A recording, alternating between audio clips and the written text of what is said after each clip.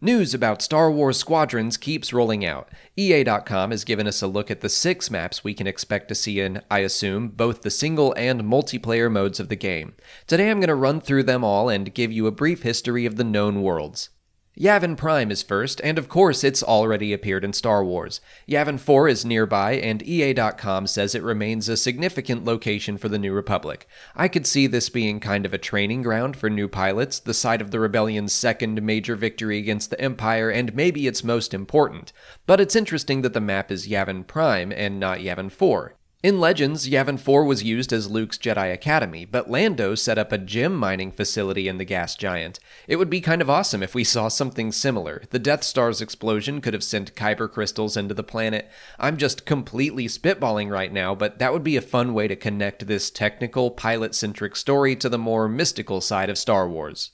Esseles is next up, described as close to New Republic space, but still under Imperial control. There's an Imperial listening outpost there that the New Republic is eager to destroy. It was also first created for Star Wars Legends, and was the site of a battle shortly after the Battle of Endor, which resulted in Imperial retreat and the planet officially joining the New Republic. I imagine another early mission for the New Republic side of the story will take place here, and maybe it's the superstructure Wedge leads you into as seen in the trailer. But it could also serve as the Imperial home base for their side of the story, giving you some time in a TIE fighter cockpit before diving into combat. The Nadira Dockyards did not originate in Star Wars Legends, but it's also not exactly new to canon either. They were first mentioned in the book Aftermath Life Debt as a construction site where Imperial ships were dismantled and then rebuilt into capital ships for the New Republic, most notably the Starhawk-class battleship.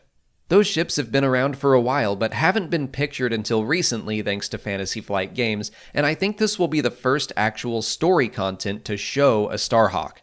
The dockyards are located in the Bormia sector of space on the fringes of the Rengali Nebula. In Legends, Esseles was located in the Rengali shell, so these two maps won't be too far from each other. The Bormia sector also contains Chandrila, Mon Mothma's homeworld, and the capital of the New Republic at this point in the timeline. Speaking of Chandrila, up next is Sasebo, the 7th planet in the Chandrila system. It sounds like it's being treated as kind of a junkyard for the Nadira Dockyards, surrounded by the remnants of salvaged Imperial ships.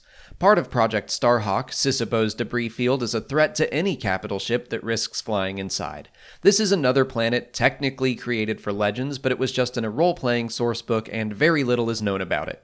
Galatan is a brand new location for Star Wars Squadrons, described as a remote moon in the dangerous but beautiful Rengali Nebula, so it won't be too far off from the Nadira Dockyards or Esseles.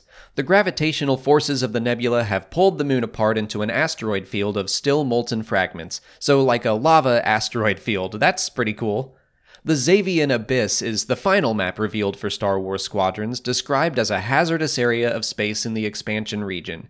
It's filled with asteroids charged with electrical energy from the surrounding maelstrom and the shipwrecks of those who dared to venture inside. This is another brand new location to Star Wars. It sounds like it could be the site of a final showdown. I bet those electrical asteroids can short out or damage your ship if you get too close. I like that there are 2 maps with specialized extra dangerous asteroids floating around. There is one more map that has appeared in the trailers that has me curious. I don't think it fits with the descriptions of any other map so far. It looks like a city planet and definitely gives off a Coruscant vibe, but I'm wondering if it could actually be Chandrila. Most of these other maps are situated in or near the Bormia sector, so it would make sense to have a battle taking place over the New Republic capital. It would certainly be of interest to the Imperials, but that's just speculation at this point. I would guess that means there are more maps to be revealed, but for now I've covered all the maps we know about for Star Wars Squadrons. I expect they will not only appear in the single-player story, but the multiplayer as well. The Zaevion Abyss sounds coolest to me, but I'm really excited to see and learn more about Project Starhawk as the game's story unfolds. Let me know which map you're most excited to see in the comments. If you haven't already, please like this video, subscribe to the channel, follow us on Twitter, Instagram, and Facebook, and consider checking out our Patreon page. As always, thanks for watching, and may the Force be with you.